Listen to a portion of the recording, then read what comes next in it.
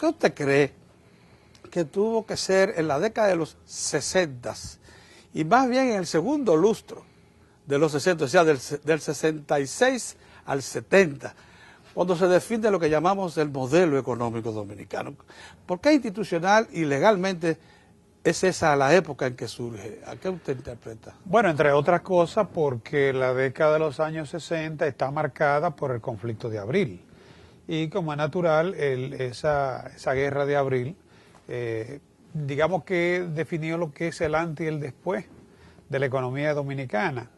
Porque si bien es cierto que esa década fue muy accidentada con la caída de la dictadura y todo lo que implicó el reordenamiento de la economía dominicana después de la dictadura, en lo cual yo pienso que la guerra de abril fue una consecuencia, ¿no? Y no sé hasta qué punto, si una necesidad para que se definiera lo que era el devenir de la economía dominicana, ¿no? A partir de ahí, lógicamente, ese grupo ese grupo económico que se benefició o se aprovechó de lo que fue la estructura trujillista, pues yo creo que pasó ya a ocupar su espacio, o sea, logró hacerse su espacio después de la caída de Trujillo. Y por supuesto el Estado, que emerge como un gran empresario, el mayor empresario de la economía, con todo lo que, con parte de lo que todavía quedaba, que era bastante, ¿no? De ese conglomerado de Trujillo se creó CORDE, se creó incluso, que me llama mucho la atención de tu trabajo, aunque con anterioridad al 65 ya se habían aprobado algunas leyes, como fue la ley de mercado de valores, que todavía yo creo que es uno de los grandes de los grandes limitantes del desarrollo del mercado dominicano. O tarea por materializar. Exacto, sí. Exacto. Pero aun cuando se habían creado algunas leyes, la realidad es que tuvieron su empujón, digamos, su despegue, después del 65 y ya con un gobierno como el del doctor Joaquín Balaguer. Este modelo que hoy disfrutamos es el que ha resistido los choques petroleros de los 70s y los 80s, que supo afrontar la globalización con sus efectos neoliberales y de apertura forzada del mercado interno. Y aún más, el actual modelo ha resistido los estallidos de las recientes burbujas hipotecaria y financiera de este siglo, así como también la actual recesión de los grandes mercados norteamericano y europeo, nuestros principales socios comerciales. El modelo de desarrollo que toma cuerpo con la década de los 70s enfrenta también una mayor toma de conciencia del pueblo, principalmente del campo, que veía florecer las grandes ciudades, mientras los predios de cultivo y principales rubros seguían controlados por los grandes terratenientes. Desde finales de los 60s, el doctor Joaquín Balaguer ya percibía el problema, y desde que armó su proyecto reeleccionista para iniciar la década de los 70s, sabía de antemano que tenía que volver la mirada al campo. Así surgieron las leyes agrarias y el Código Agrario, y un reforzamiento de la reforma agraria existente desde los tiempos de Trujillo, pero poco extensiva en ese tiempo por ser precisamente el dictador el mayor detentador de tierras. El ingeniero Frank Rodríguez ya para entonces formaba parte de los profesionales partidarios de una profunda reforma agraria, y lo mismo reclamaban otras fuerzas políticas del entorno crítico que demandaban una transformación con justicia social en el campo. Mira, Pedro, la reforma agraria nace a raíz del programa de los Estados Unidos, Alianza para el Progreso. Tú te recuerdas que en el año 62 se hizo en Punta del Este una conferencia con el presidente Kennedy para eso. Y eso tiene su origen, esa reforma agraria en los países, o atención al campo, hay que decirlo, con el ascenso de Fidel Castro al gobierno de Cuba. Con el ascenso de Fidel Castro al gobierno de Cuba, la revolución cubana, los norteamericanos se dieron cuenta que tenían que fijar sus ojos en América Latina y más aún en la zona rural, no en la zona urbana. Eso para la República Dominicana coincidió con el ajusticiamiento de Trujillo en el año 61. Como tú sabes, tanto Trujillo como su familia y allegados tenían muchas propiedades. Entonces, al crearse el Instituto Agrario Dominicano, el 27 de abril de 1962, el Estado Dominicano tenía propiedades que fueron captadas de Trujillo, sus familiares y allegados, para poder repartirlas. Así surgen los primeros asentamientos.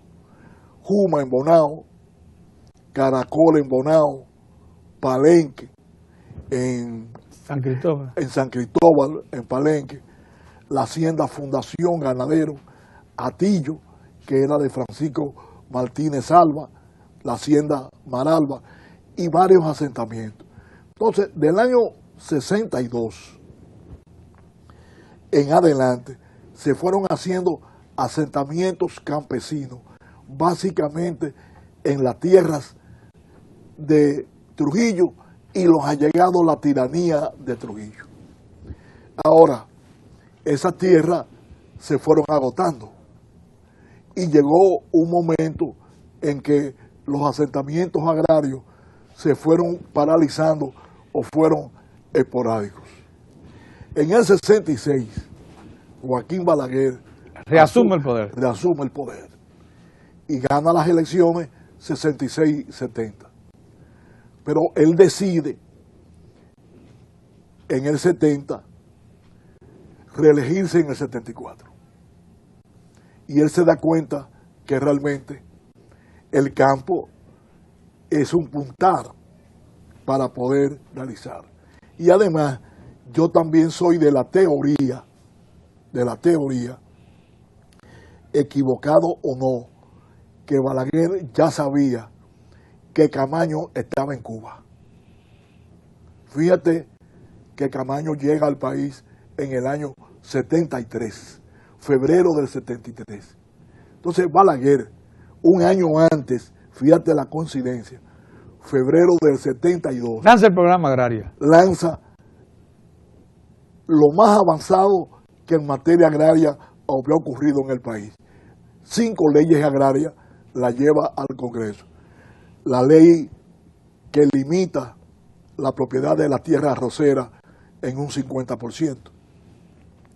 La ley del latifundio, la ley de parcería, la ley de tierras baldías y la ley luego que convierte los asentamientos arroceros derivados de la ley 290 en asentamientos colectivos, con el propósito de que la propiedad no se disperse.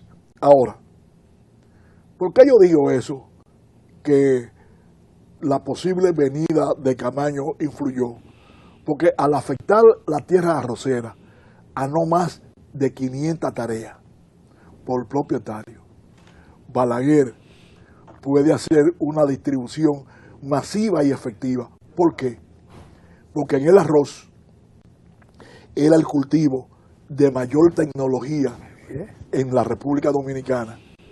Irrigado, todo el arroz era bajo riego y además eran los trabajadores que tenían mayor preparación. Por eso Balaguer comienza a repartir la tierra arrocera. ¿Y a quiénes se la distribuye? Básicamente a los propios trabajadores de los dueños de la tierra arrocera, con lo cual, aparte de una transferencia de tierra, también fue una transferencia de dueños y una transferencia de tecnología. Pero además, Con muy buenos resultados, porque hoy en día los asentamientos arroceros entregan más del 50% de la cosecha nacional de arroz. a eso vamos Sí. más adelante. Y además, afecta también tierras baldías, declarándola de utilidad pública. Correcto. Y además, afecta parcialmente el latifundio y algunas acciones a favor de la parcería. Tú sabes que la parcería es una figura jurídica donde un dueño le da en usufructo la tierra a agricultores para que ellos le den el 25, el 50, el 60% de la producción, sin que el dueño tenga que poner absolutamente nada, que es una injusticia. Entonces Balaguer afectó también ese sistema.